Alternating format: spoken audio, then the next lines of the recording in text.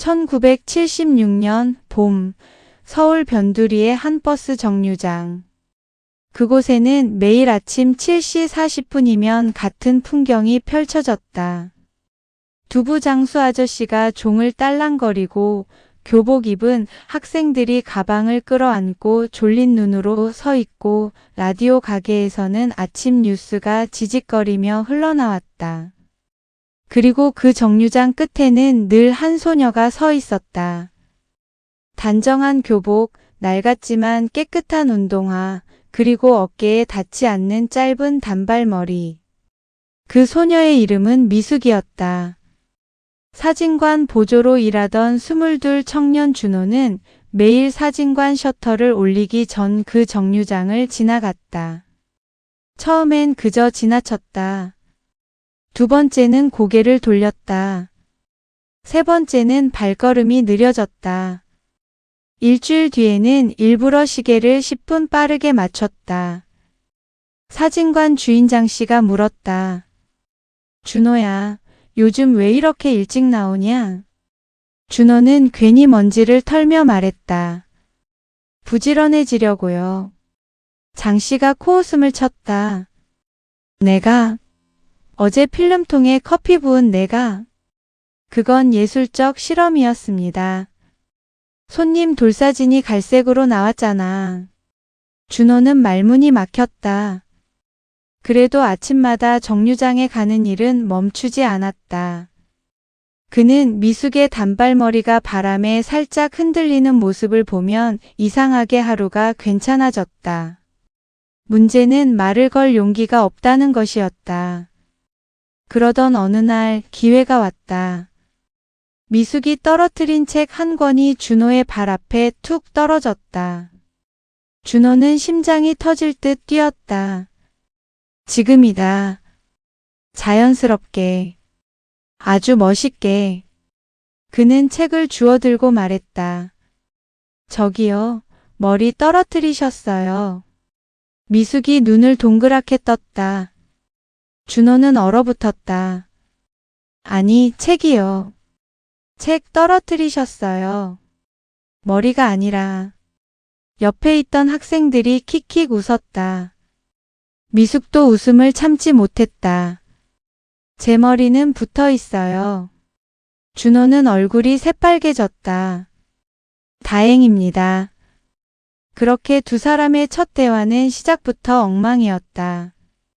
하지만 이상하게도 그 엉망진창이 미숙에게는 나쁘지 않았다. 며칠 뒤 미숙은 사진관 앞을 지나다가 준호를 보았다. 준호는 간판을 닫고 있었는데 사다리가 흔들리자 겁을 먹고 간판을 끌어안고 있었다. 미숙이 웃으며 말했다. 사진관 아저씨, 간판이랑 친하세요? 준호가 내려다보며 당황했다. 아저씨 아닙니다. 총각입니다. 그럼 사진관 총각이요. 준호는 그 말이 마음에 들었다. 그날 미숙은 증명사진을 찍으러 사진관에 들어왔다. 대학 입학 원서에 붙일 사진이었다. 준호는 카메라 앞에 선 미숙을 보고 긴장했다. 장 씨가 뒤에서 속삭였다. 손 떨지 마라. 저번처럼 사람 귀 두 개 다르게 나오면 안 된다. 준호가 작게 말했다. 원래 사람 귀는 다 다릅니다. 너 때문에 더 다르게 나왔어. 미숙은 그 말을 듣고 웃었다. 사진을 찍는 순간 준호는 처음으로 미숙을 제대로 보았다. 밝게 웃지만 눈 어딘가에는 걱정이 있었다. 아직 어린데 이미 많은 걸 참고 있는 얼굴이었다. 사진이 나왔다. 미숙은 사진을 보고 조용히 말했다. 저 이렇게 생겼군요. 준호가 말했다. 예쁩니다. 말하고 나서 준호는 숨을 멈췄다. 미숙도 잠시 멈췄다. 장 씨가 뒤에서 헛기침했다. 사진이 예쁘다는 뜻이지? 준호가 허둥지둥 말했다. 예, 사진이요. 물론 사람도 아니, 그러니까. 미숙은 사진을 품에 안고 웃었다. 그날 이후 둘은 조금씩 가까워졌다. 미숙은 학교가 끝나면 가끔 사진관 앞을 지나갔고 준호는 늘 우연인 척 밖을 쓸고 있었다. 비가 오는 날에는 우산을 빌려줬고 더운 날에는 아이스케키를 사줬다. 다만 준호는 늘 하나씩 실수했다. 우산을 빌려준 날에는 자기 우산이 아니라 장씨 우산이었다. 장씨는 그날 비를 맞고 돌아와 소리쳤다. 준호야, 내 우산으로 연애하지 마. 아이스케키를 사준 날에는 너무 긴장해서 자기 것까지 미숙에게 줬다. 미숙이 말했다. 준호 씨는 안 먹어요? 준호가 멋있는 척 말했다. 저는 보는 것만으로도 시원합니다. 그 순간 코피가 났다. 미숙은 깜짝 놀라 손수건을 꺼냈고 준호는 창피해서 죽을 뻔했다. 더워서 그런 겁니다. 사랑해서 그런 건 아니고요? 미숙이 장난스럽게 물었다. 준호는 대답하지 못했다. 그날 밤 준호는 처음으로 편지를 썼다. 미숙 씨를 보면 마음이 거기서 멈췄다. 마음이 뭐라고 해야 할지 몰랐다. 간지럽다? 터진다? 고장난 라디오 같다? 결국 그는 종이를 구겨버렸다. 다음 날도 그 다음 날도 편지는 완성되지 않았다. 그러던 여름 두 사람은 명동음악다방에 함께 갔다. 미숙은 처음 와보는 곳이라 눈을 반짝였다. 벽에는 가수 포스터가 붙어 있었고 테이블마다 젊은이들이 커피 한 잔을 두고 오래 앉아 있었다. 준호는 괜히 아는 척했다. 여기는 예술가들이 많이 오는 곳입니다. 미숙이 물었다. 준호 씨도 예술가예요? 사진 예술을 하고 있죠. 마침 다방 종업원이 커피를 내려놓다 말했다. 어제 가족 사진 찍으러 갔다가 렌즈 뚜껑 안 열고 찍은 분 맞죠? 미숙이 빵 터졌다. 준호는 고개를 숙였다. 그건 어둠을 표현한 겁니다. 사진에 아무것도 안 나왔다면서요. 완전한 어둠이죠. 미숙은 배를 잡고 웃었다. 준호는 그 웃음소리를 오래 기억했다. 그런데 그날 미숙은 문득 진지해졌다. 준호 씨. 네. 혹시 사람은 왜 떠나야 할까요? 준호는 가볍게 대답하려다 멈췄다. 누가 떠나요? 미숙은 커피잔을 만지작거렸다. 아버지 일이 잘 안 돼서요. 우리 가족이 부산으로 내려갈지도 몰라요. 준호는 아무 말도 못했다. 다방 안 음악은 계속 흐르고 있었지만 준호에게는 아무 소리도 들리지 않았다. 그날 이후 미숙은 예전처럼 자주 웃지 않았다. 준호도 예전처럼 바보 같은 농담을 하지 못했다. 그러나 장씨는 눈치 없이 말했다. 준호야, 왜 그렇게 축 처졌냐? 필름값 올랐냐? 미숙 씨가 부산으로 간대요. 장씨는 잠시 조용해졌다. 그러더니 말했다.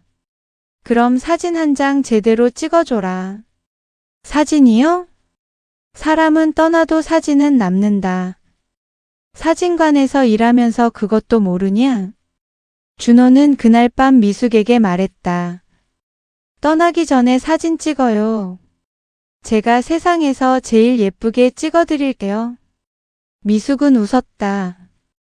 이번엔 렌즈 뚜껑 열고요? 그건 이제 극복했습니다. 두 사람은 떠나기 전날 사진을 찍기로 했다.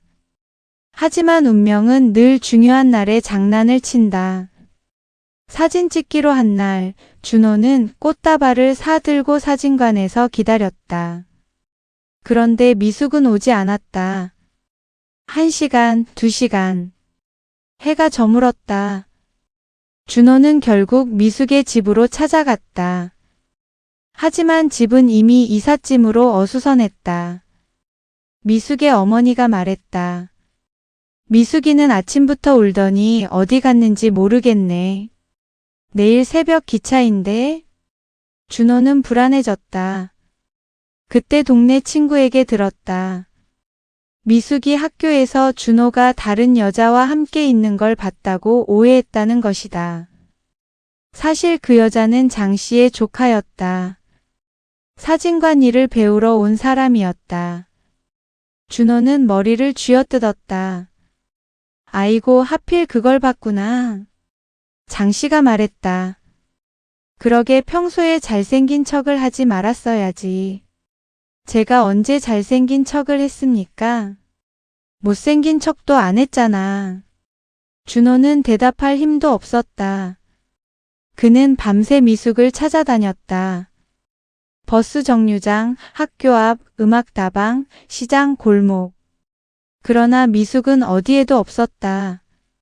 새벽이 밝았다. 서울역. 부산행 기차가 출발을 준비하고 있었다. 미숙은 플랫폼에 서 있었다. 손에는 작은 가방 하나. 머리는 여전히 단발이었다. 하지만 얼굴은 밤새운 사람처럼 부어 있었다. 그때 멀리서 누군가 뛰어왔다. 준호였다. 그는 숨을 헐떡이며 손에 필름통을 들고 있었다. 미숙 씨. 미숙이 돌아봤다. 왜 왔어요? 오해예요. 그 여자분은 사장님 조카입니다. 저는 미숙 씨 말고는. 말을 하다 준호는 숨이 막혀 기침했다. 미숙은 울면서도 웃었다. 끝까지 말도 제대로 못하네요. 준호는 필름통을 내밀었다. 사진은 못 찍었지만 이거요. 이게 뭐예요? 처음 미숙 씨 찍었던 증명사진 필름입니다. 제가 몰래 하나 더 뽑아놨어요. 죄송합니다. 그런데 버릴 수가 없었습니다. 미숙은 필름통을 받았다. 기차 출발 종이 울렸다. 준호는 다급하게 말했다. 편지도 못 썼습니다. 마음을 뭐라고 써야 할지 몰라서요. 미숙이 눈물을 닦았다. 그럼 지금 말해요. 준호는 한참 숨을 고르다 말했다. 미숙 씨 단발머리가 바람에 흔들리면 제 하루가 시작됐습니다. 그걸 못 보면 하루가 비어 있는 것 같았습니다. 저는 미숙 씨를 좋아합니다. 미숙은 울었다. 그리고 웃었다. 진작 말하지. 그러게요. 바보. 알고 있습니다. 기차가 움직이기 시작했다. 미숙은 기차에 올라탔다. 창문 너머로 준호를 바라보았다. 준호는 플랫폼을 따라 뛰었다. 편지할게요. 미숙도 소리쳤다. 사진작가 되면 꼭 알려줘요. 미숙 씨도 대학 꼭 가요. 기차는 점점 멀어졌다. 준호는 더 이상 따라갈 수 없었다. 그는 플랫폼 끝에 멈춰 섰다. 그날 이후 미숙에게서 편지가 몇 통 왔다.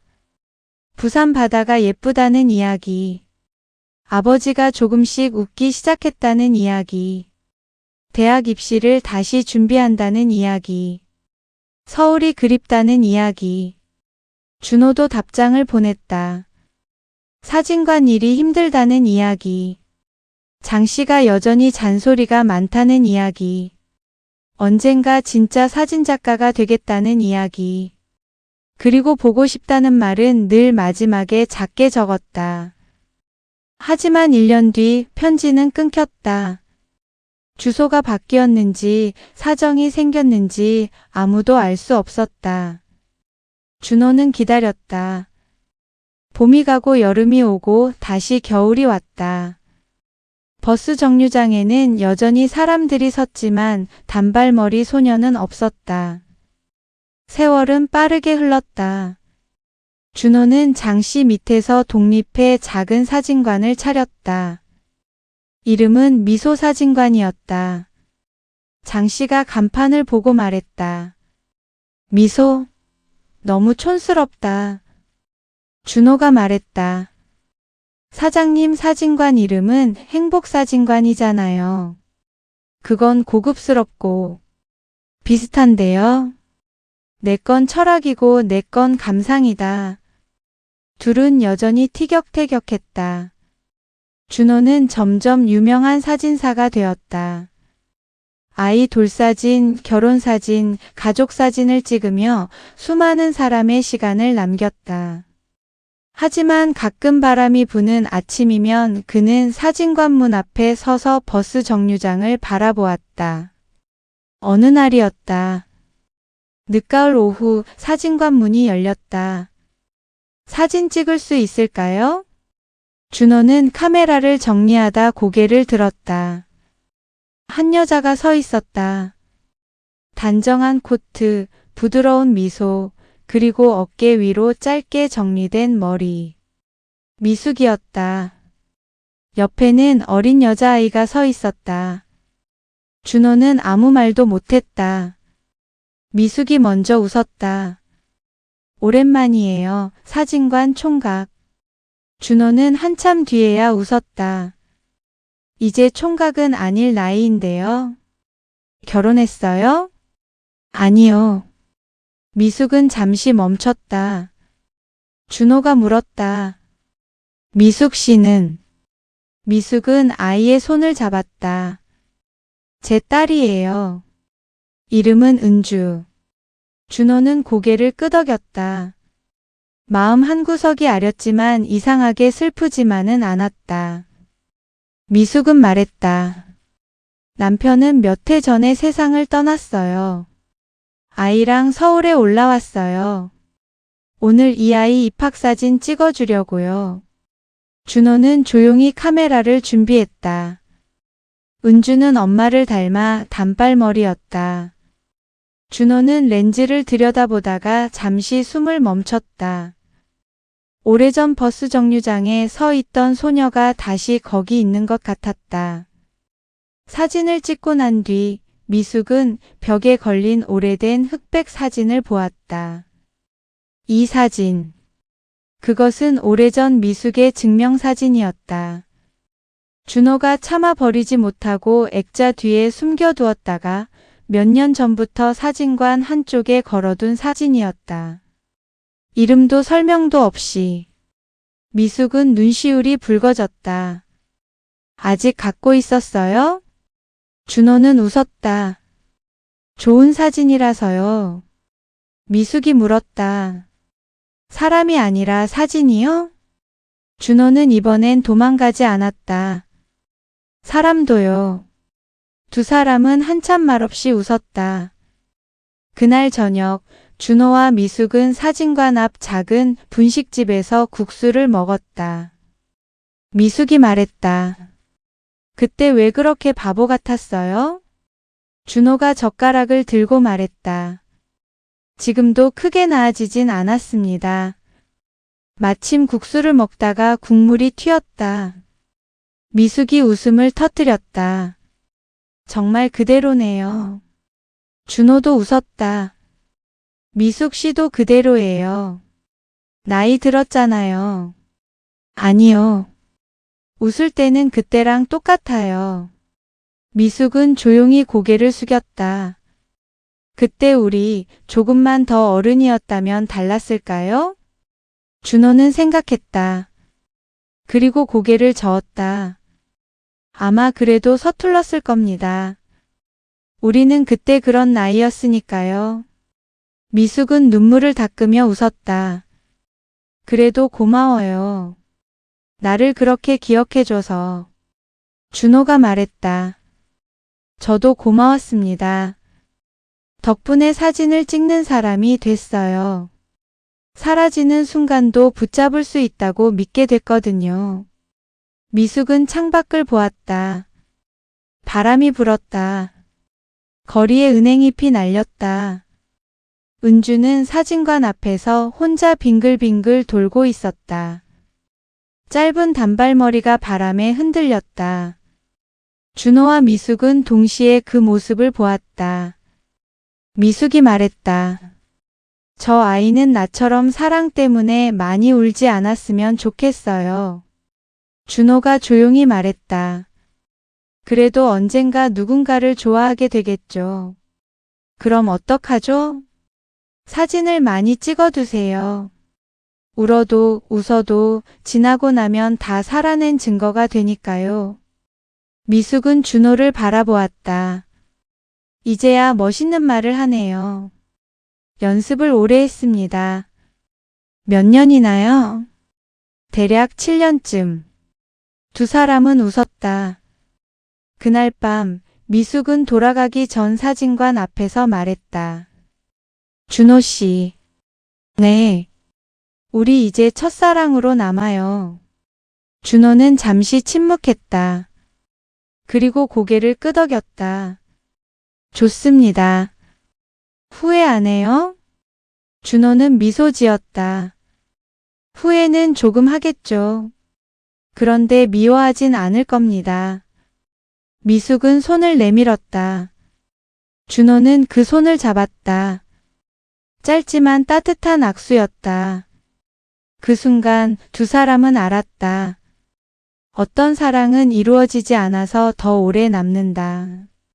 어떤 사람은 곁에 없어서 더 선명해진다. 그리고 어떤 이별은 끝이 아니라 서로의 인생을 조용히 응원하는 방식이 된다. 미숙은 아이와 함께 골목 끝으로 걸어갔다. 준호는 사진관 앞에 서서 그 뒷모습을 바라보았다. 바람이 불었다. 은주의 단발머리가 흔들렸다. 미숙의 머리도 살짝 흔들렸다. 준호는 웃었다. 이번엔 붙잡지 않았다. 사진관 안으로 들어간 그는 오래된 카메라를 꺼냈다. 그리고 빈 필름통 하나를 책상 위에 올려놓았다. 거기에는 오래전 자신이 적어둔 글씨가 희미하게 남아있었다. 1976년 봄 버스 정류장의 단발머리. 준호는 그 필름통을 조용히 서랍에 넣었다. 그리고 불을 껐다. 밖에서는 버스 한 대가 지나가고 있었다. 그 버스 정류장에는 또 다른 누군가가 서 있었다. 누군가는 누군가를 바라보고, 누군가는 말하지 못한 마음을 품고, 누군가는 사랑 때문에 웃고 울 것이다. 준호는 문을 잠그며 혼잣말했다. 그래도 괜찮아. 사랑은 사라지는 게 아니라 모양을 바꾸는 거니까. 그날 밤 서울에는 늦은 봄바람이 불었다. 그리고 아주 오래전 단발머리 소녀를 사랑했던 한 남자는 비로소 첫사랑을 웃으며 떠나보냈다.